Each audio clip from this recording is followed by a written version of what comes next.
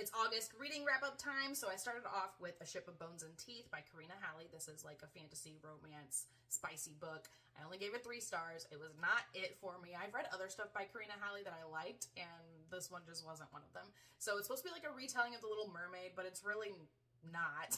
So she's a mermaid, and the guy is a pirate, and I thought it sounded fun, but in reality, it was just kind of lacking. I feel like the story was lacking. It wasn't super great, and their like love-hate relationship seems very toxic and not like fun, but like totally toxic. So that was not a great one for me. Next, I read Book of Night by Holly Black. This is more of a fantasy, like, I don't know if you call it like a thriller or mystery or something, but there's this girl who is she's like a thief, like a con artist. She has to go and retrieve this particular book.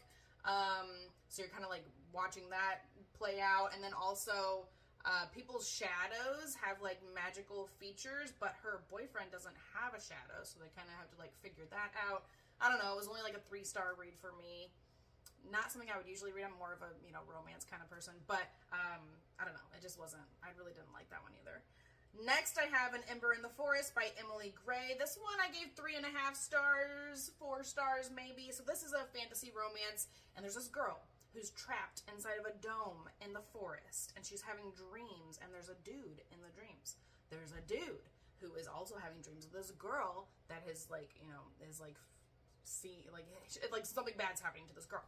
And so these two people end up meeting, and yeah, I thought it was an interesting concept. You can tell that it feels like a debut, maybe not professionally edited. Like, it feels like it could have been run through a few more people before it was like put out into the world. But I think the concept was cool, and it was kind of interesting, kind of an interesting story. So I did kind of like that one. That was the best one of the month probably, but that's not really saying much because everything else is like 3 stars.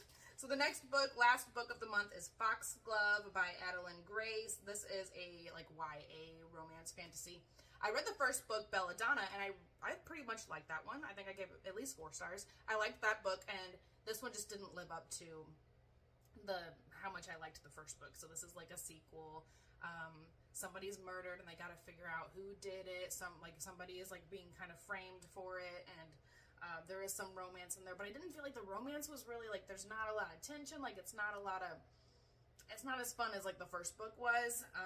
And I don't know, I just kind of underwhelmed with that one. So that one wasn't really a great one either. So I only got through 4 books this month, but, and none of them were really that great. So I hope I'm not like getting into another like reading slump where everything just sucks. I hope the next few books for next month are going to be a little bit better.